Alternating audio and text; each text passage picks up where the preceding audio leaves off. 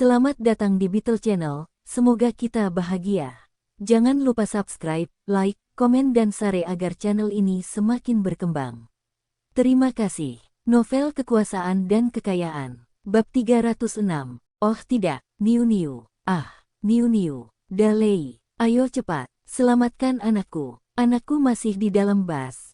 Tangisan, teriakan, jeritan, dan suara batu yang menggelinding bercampur aduk. Liang Chengpeng mengepalkan tangannya. Mereka masih terlambat. Bas wisata kini tertutup lapisan lumpur tebal, lumpur dan bebatuan masih mengalir turun dari gunung. Hampir mustahil bagi orang-orang di dalam bas untuk bertahan hidup. Mereka sudah terlambat. Bencana yang tidak terduga. Tidak ada yang menyangka hal ini akan terjadi. Dong Suebing melihat ke arah bas wisata yang terkubur dan kepalanya terasa meledak. Dia mengutuk dan berlari menuju para pemimpin daerah. Lumpur longsor telah mengubur 3 hingga 4 wisatawan dan beberapa penyelamat, termasuk petugas stasiun desa Huitian. Dong Suebing cemas, dan salah satu anak buahnya dikorbankan. Kepala Biro Keamanan Umum Liang Chengpeng dan beberapa pemimpin tim penyelamat juga berlari menuju Wali Kota Xie dan Sekretaris Cao. Wali Kota Xie, apa yang harus kita lakukan sekarang? Tempat ini terlalu berbahaya. Kalian semua harus pindah ke tempat yang lebih aman. Mungkin akan terjadi lebih banyak tanah longsor, dan di sini tidak aman. Beberapa petugas yang mendampingi menyarankan kepada Xie Huilan untuk mengevakuasi lokasi kejadian. Selama masa ini, para pemimpin harus dilindungi, dan wali kota Xie tidak boleh terjadi apa-apa. Namun, Xie Huilan sedang mengungkap lokasi di mana bas yang dikuburkannya, dan Cao Supeng juga tidak berniat mundur. Yang terjebak di dalam bas tidak terselamatkan, bagaimana mereka bisa pergi sekarang? Liang Chengpeng menghela nafas. Saya khawatir mereka tidak dapat diselamatkan. Seorang wanita yang berdiri tidak jauh dari situ menangis dan memohon. Tolong selamatkan anakku. Seseorang tolong sepasang suami istri paruh baya sedang berpegangan pada tangan beberapa penyelamat. Putriku masih di dalam. Cepat selamatkan dia. Suamiku masih di dalam bas.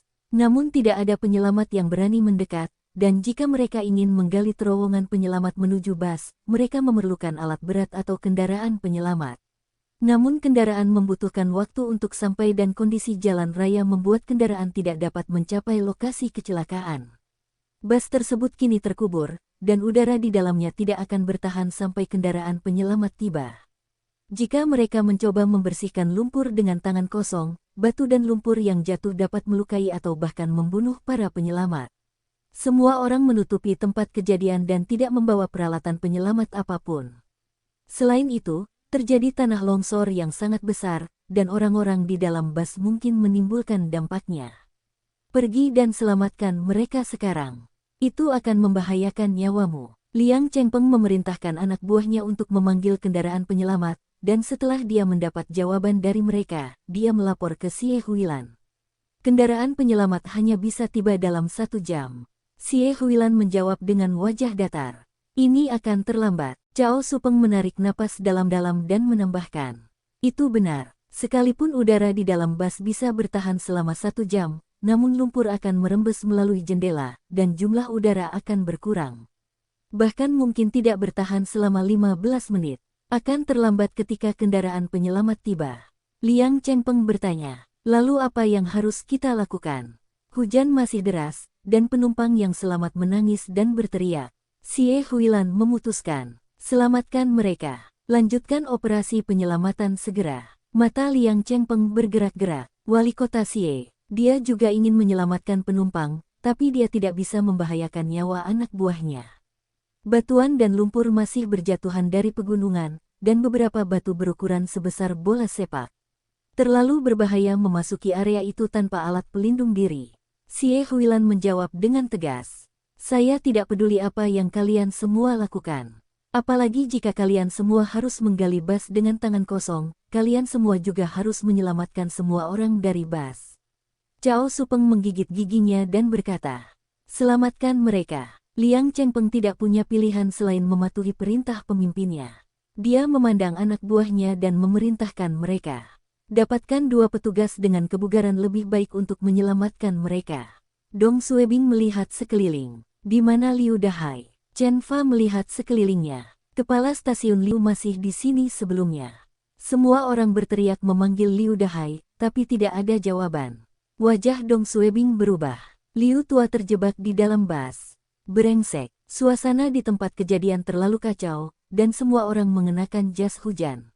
Sulit untuk mengidentifikasi identitas mereka. Dan mereka tiba-tiba teringat Liu Dahai membantu penyelamatan sebelum tanah longsor. Dong Suebing berteriak, "Chen tua, pilih 2 orang untuk menyelamatkan mereka. Buru-buru." "Ya." Chen Fa berteriak kepada 2 petugas, dan beberapa penduduk desa memberikan ketenangan kepada petugas tersebut. Kedua petugas itu ketakutan dan tangan mereka gemetar. Namun ketika memikirkan orang-orang yang terjebak di dalam bus, mereka tetap memaksakan diri untuk maju. Ini bukan tanah longsor, bebatuan dan puing-puingnya berasal dari permukaan pegunungan. Seseorang masih bisa berjalan di atasnya. Meski lumpur setinggi lutut, petugas masih bisa berjalan di atasnya. Seorang petugas menginjak lumpur tebal dan berjalan maju perlahan. Saat ini, Dong Suebing dan yang lainnya memandang kedua petugas itu dengan gugup. Hujan tidak berhenti dan bergetar. Lereng gunung sangat tidak stabil setelah tanah longsor besar-besaran sebelumnya, dan banyak bebatuan yang terbuka. Saat hujan mengguyur bebatuan, banyak di antaranya yang terjatuh dari gunung. Kalau bebatuannya jatuhan dari ketinggian 5 menjadi 6 meter, masih baik-baik saja. Namun banyak bebatuan yang jatuh dari ketinggian puluhan meter, bahkan beberapa ratus meter. Kekuatan dari bebatuan sungguh tidak terpikirkan. 1 langkah, 3 langkah, 5 langkah sebelum petugas dapat mengambil 8 langkah menuju bus, terjadi kecelakaan. Sebuah batu pecah menggelinding menuruni gunung, dan bam. Petugas itu menjerit kesakitan dan terjatuh ke lumpur sambil memegangi kakinya. Dia mulai tenggelam ke dalam lumpur. Beberapa bagian dari area itu lebih dalam, dan ketika petugas itu mencoba untuk bangkit, kakinya yang lain tenggelam ke dalam lumpur. Petugas di belakangnya dan melangkah maju untuk menariknya. Namun pada saat itu, 4-5 batu kusut turun dari pegunungan. Salah satu batu menghantam tulang rusuk petugas kedua, dan satu lagi mengenai kepalanya. Petugas itu segera jatuh ke tanah tanpa bergerak. Dong Suebing segera berteriak, "Bawa mereka kembali, cepat." Liang Chengpeng berteriak kepada anak buahnya, "Pergi." Beberapa petugas pemadam kebakaran dan penduduk desa berjalan cepat dengan tangan menutupi kepala untuk menyelamatkan kedua petugas tersebut. Bahkan ada yang tidak menginjak lumpur karena takut tertimpa batu yang jatuhan. Hanya 5 dari mereka yang berhasil mencapai kedua petugas tersebut dan membawa mereka kembali ke tempat aman. Para petugas mengalami patah tulang tetapi masih hidup. Setelah apa yang terjadi, tidak ada yang berani maju. Ini tidak membahayakan nyawa. Itu bunuh diri. Wajah Xie Huilan menjadi hitam dan berteriak, "Pergi lagi." Liang Chengpeng melihat tidak ada yang bergerak, dan dia berteriak kepada anak buahnya, "Xiaoli, kamu pergi." Petugas dari Biro Kabupaten melompat dan menjadi pucat, tapi dia tidak bisa melawan perintah kepala Liang. Ia kurus dan tidak tenggelam dalam lumpur setebal 2 meter saat ia berjalan di atasnya. 1 meter, 5 meter, 8 meter dia semakin dekat ke tempat bus itu berada. Tetapi ketika dia ingin mencapai tempat itu, Xiaoli menghilang ke dalam lumpur. Xiaoli terjatuh ke dalam lubang. Liang Chengpeng merasa cemas, dan dia melihat 2 tangan melambai dengan panik, mencoba keluar dari lubang itu. Tapi tanahnya basah dan licin, dan dia tidak bisa mengeluarkannya sendiri. Ketika Dong Suebing dan Liang Chengpeng berteriak kepada yang lain untuk menyelamatkan Xiaoli, lengan Xiaoli berhenti meronta dan menghilang. Petugas keamanan publik lainnya dikorbankan. Mata Liang Chengpeng memerah. Dialah yang memerintahkan Xiaoli, dan jika dia tidak meminta pergi, dia mungkin tidak seseorang dari regu penyelamat berteriak, "Kita tidak boleh pergi lagi." Seseorang menambahkan, "Itu benar, yang ada di bus mungkin sudah mati sekarang." Semua orang takut disuruh naik bus. Cao Supeng memasuki mobilnya untuk memanggil sekretaris Partai Kabupaten Siang Daofa untuk melaporkan masalah. Setelah dia keluar dari kendaraan, dia berteriak, "Sekretaris Partai Siang telah diperintahkan untuk menyelamatkan penumpang dengan segala cara."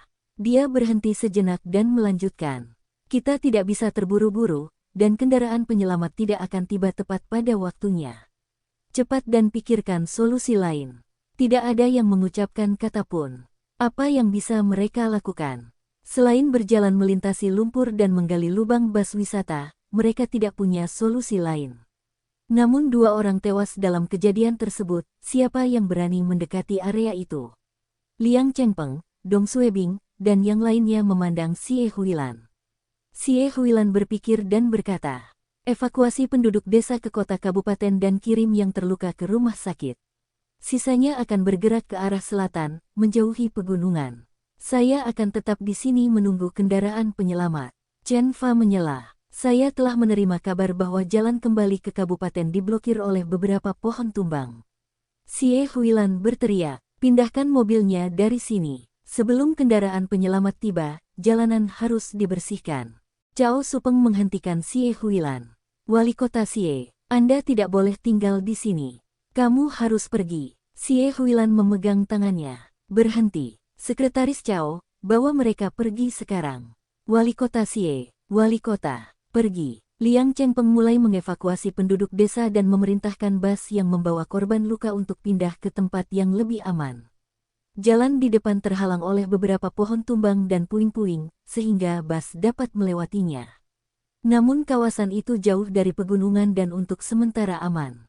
Semua kendaraan dipindahkan ke sana, dan beberapa penduduk desa mulai membersihkan jalan. Karena beberapa anggota keluarga wisatawan masih terjebak di dalam bas, mereka menolak keluar. Liang Chengpeng, Cao Supeng, dan para pemimpin lainnya tetap berada di tempat kejadian karena wali kota masih berada di sana, dan mereka tidak bisa pergi tanpa dia, perintah Xie Huilan. Cao Tua, Liang Tua, bawa orang-orang itu pergi. Kesan Cao Supeng dan para pemimpin lainnya terhadap Xie Huilan adalah cantik, anggun, dan selalu tersenyum. Namun dalam situasi ini, mereka melihat sisi lain dari dirinya. Dia tegas dan berani saat menghadapi bahaya. Dia menolak untuk pergi sebelum semua orang diselamatkan, dan tidak semua orang tidak takut seperti dia. Berkenalan, beberapa suara terdengar keras dan tanah berguncang. Tidak ada yang tahu sisi gunung mana lagi yang mengalami longsor. Wajah semua orang berubah ketika mereka mendengar suara tersebut, dan beberapa petugas mulai mundur menuju bas. Kawasan itu dinilai aman dari longsor. Xie Huilan menjawab dengan dingin. Jangan membuatku mengulanginya lagi. Pergi sekarang. Seorang wanita tua terhuyung. Wali kota Xie, cucu saya masih di dalam bas. Saat batu itu menabrak bas wisata kami, dia terlempar ke belakang bas. Aku mohon pada kalian semua untuk menyelamatkannya. Dia baru berusia 10 tahun. Tolong selamatkan dia. Xie Huilan menghibur wanita tua itu. Kendaraan penyelamat sedang dalam perjalanan. Saya yakin mereka akan baik-baik saja. Pasangan paruh baya itu memohon. Kendaraan penyelamat tidak akan tiba tepat pada waktunya. Tolong suruh anak buahmu selamatkan mereka. Jangan pergi. Kami mohon kepada kalian semua.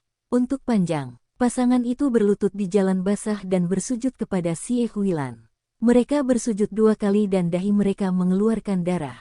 Saya juga akan berlutut. Wanita tua dan beberapa anggota keluarga lainnya berlutut di jalan untuk memohon pada Xie Huilan. Selamatkan mereka. Jika sesuatu terjadi pada putriku, aku akan bergabung di dalamnya. Xiao Juan masih di dalam bas. Xiao Juan, wali kota Xie, kami mohon Anda menyelamatkan mereka. Penumpang yang berlutut, memohon pada Xie Huilan untuk memerintahkan kelanjutan operasi penyelamatan. Namun 2 petugas dikorbankan, dan bebatuan masih berjatuhan dari gunung. Jika regu penyelamat melanjutkan perjalanannya ke bas wisata, lebih banyak orang yang akan dikorbankan. Adegan itu kacau balau. Xie Huilan sedang mempertimbangkan untuk meminta seseorang untuk mengemudikan bas ke lumpur dekat kaki gunung untuk memblokir bebatuan dan puing-puing yang berjatuhan. Meski manuver ini sulit, setidaknya mereka telah mencobanya. Ini juga alasan mengapa Xie Huilan senang tinggal di sana. Namun Xie Huilan tidak beranjak dari tempat kejadian, dan para pemimpin lainnya tidak berani bergerak dan harus tetap berada di sana untuk membantu. Namun penumpang yang terluka tidak sabar dan ingin Xie Huilan mengirim orang untuk menggali jalan keluar bagi orang-orang yang terjebak di dalam bas wisata. Saat mereka memohon pada Xie Huilan sambil berlutut, suara gemuruh keras terdengar dari pegunungan. Longsor besar lainnya bisa saja terjadi kapan saja. Kekacauan. Itu terlalu kacau. Dong Suebing sangat marah dan berteriak. Semuanya dari stasiun desa Huitian. Datanglah kemari. Chen Fa mendengar Dong Suebing dan memimpin petugasnya. Ketua Dong, apa yang harus kita lakukan sekarang? Siapa yang harus kita dengarkan? Wali kota Xie telah memerintahkan mereka mundur, para penumpang meminta mereka untuk menyelamatkan kerabat mereka, dan Kepala Liang tidak mengizinkan mereka pergi. Dong Suebing menatap Chen Fa. Menurut siapa? Chen Fa segera menjawab, kami akan mendengarkan perintah Anda. Semua petugas menjawab, bagus. Dong Suebing menunjuk ke sisinya. Para penumpang itu menangis di tanah. Itu dari pihak penyelamat. Mereka yang berasal dari biro, termasuk para pemimpin dari pemerintah kabupaten. Saya memberi Anda waktu 5 menit untuk memasukkan mereka ke dalam kendaraan mereka dan membawa mereka pergi dari sini. Kalian semua harus meninggalkan tempat ini. Pergi dan tunggu di minibus di sana. Dengarkan baik-baik, setiap orang dari mereka harus meninggalkan tempat ini. Chen Fa berhenti. Wali kota Xie dan sekretaris partai Cao Dong Suebing menatap Chen Fa. Kamu tidak mengerti perintahku. Saya ingin mereka semua meninggalkan tempat ini. Ya Pak, bersambung, terima kasih telah menyaksikan dan mendukung channel ini.